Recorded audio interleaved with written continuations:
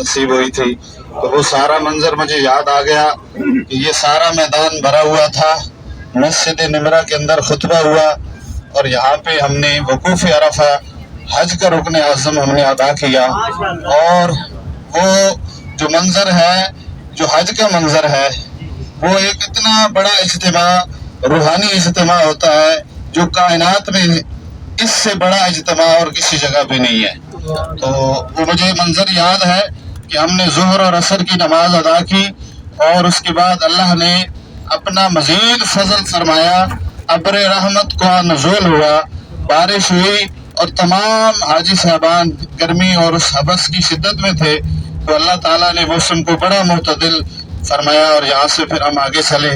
वकूफ़ अरफा करने के बाद यहाँ से पैदल चलकर हमने मगरिब और इशा की नमाज मुज़दलिफ़ा में जाकर हमने तकरीबन 1 बजे के करीब वहाँ पे अदा की। वहाँ हमने रात खुले आसमान तले गुजारी और फिर आगे मस्जिद-उल-मशअरिल हराम से होते हुए वापस जमरात की तरफ गए। अल्लाह रब्बुल इज़्ज़त आज की ये हाज़िरी आप सबको नसीब फरमाए।